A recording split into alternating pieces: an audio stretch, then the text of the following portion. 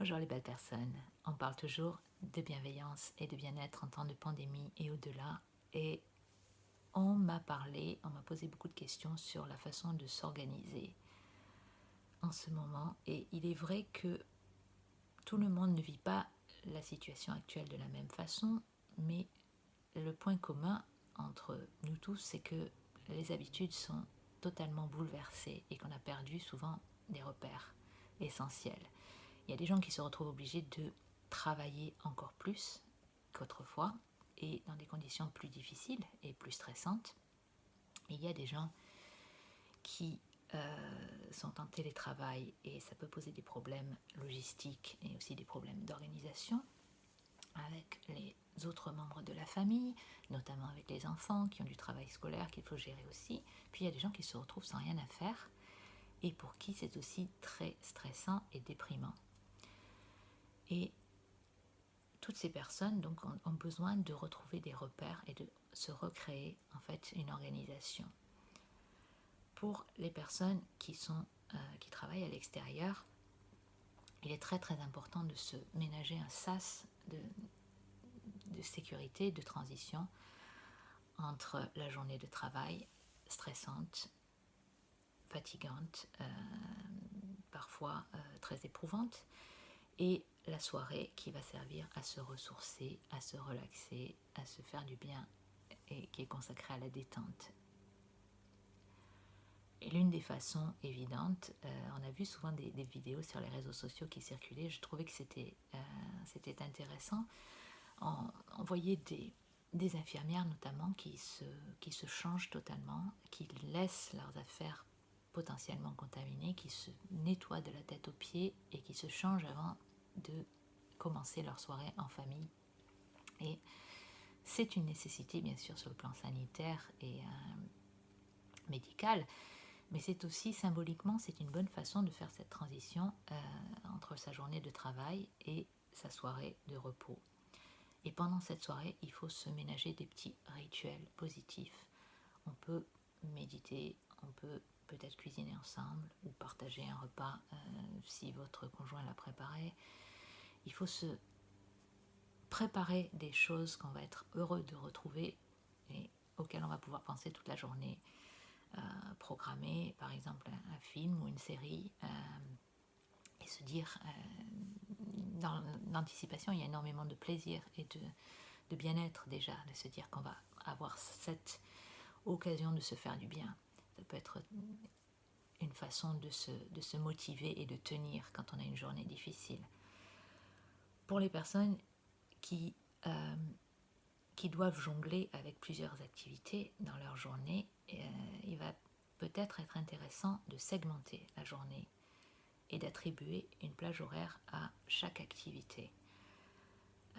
Il y a une quinzaine d'années, quand j'ai commencé à travailler chez moi, quand j'ai créé mon entreprise de traduction, j'avais l'habitude de travailler dans un bureau et dans les premiers temps, j'ai continué à faire comme si j'allais au bureau, c'est-à-dire que le matin, à la même heure, je m'habillais, je me maquillais de la même façon, je me coiffais et je m'installais à mon bureau, qui n'était même pas un bureau à l'époque, c'était juste une petite table pliante qui était installée dans un coin de ma cuisine parce que je n'avais pas de place pour faire autrement.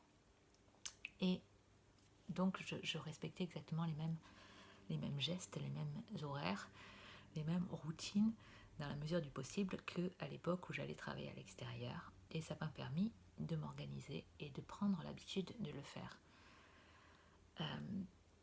Il est important d'affecter une certaine plage horaire au travail parce que si on ne le fait pas, on est tenté soit de ne rien faire, soit de se laisser totalement déborder par le travail et de ne pas arriver à gérer les autres activités et de ne pas souffler. Et on a besoin de souffler plus que jamais. Donc, simplement, on peut se faire un petit emploi du temps et décider que de telle heure à telle heure, on va travailler, à telle heure, on fait une pause, de telle heure à telle heure, on va superviser peut-être les devoirs des enfants, de telle heure à telle heure, on va jouer, ou jardiner, ou cuisiner ensemble. Et le fait de le savoir et de décider que vraiment on va s'y tenir permet de gérer sa journée et de faire entrer énormément de choses, beaucoup plus que si on n'avait rien prévu, parce qu'on a toujours l'impression qu'on ne va pas réussir, mais quand on travaille, quand on est à l'extérieur, en fait, on fait énormément de choses différentes dans une journée. Donc, chez soi, on peut absolument arriver à faire la même chose, d'autant plus qu'on élimine les temps de trajet, donc c'est très intéressant. Il faut simplement décider à l'avance qu'on va le faire. Et enfin, pour les personnes qui n'ont plus rien de prévu, il faut prévoir de nouvelles activités, de nouvelles routines, des choses positives, des choses qui vont nous faire du bien. La dernière chose qu'on veut, c'est de rester affalé sur son canapé toute la journée à manger ou à boire, encore pire. Ça ne veut pas dire qu'il ne faut pas se faire plaisir en mangeant les choses qui nous plaisent de temps en temps, mais la dernière chose qu'on veut, c'est se rendre malade physiquement et se donner des raisons de se détester, de s'en vouloir si jamais on se laisse aller, ce qui arrive systématiquement quand on déprime et quand on n'a rien à faire. Donc il faut trouver des choses à faire, il faut utiliser toutes les ressources dont on dispose.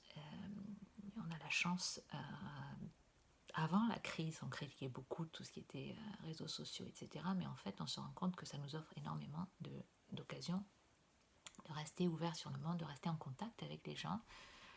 Et donc il faut le plus possible suivre, par exemple, il y a des concerts, il y a des sessions en live qui sont quasiment quotidiennes, des artistes qui font un tas de choses totalement gratuitement.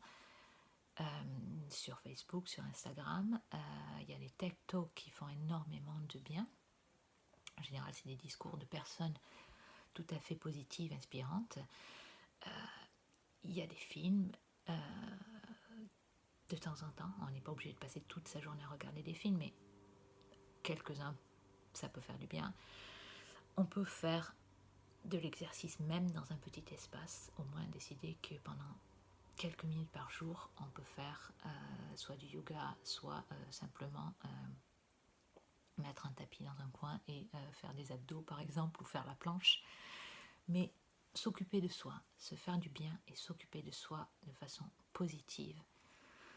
Et surtout, ne pas céder à la déprime.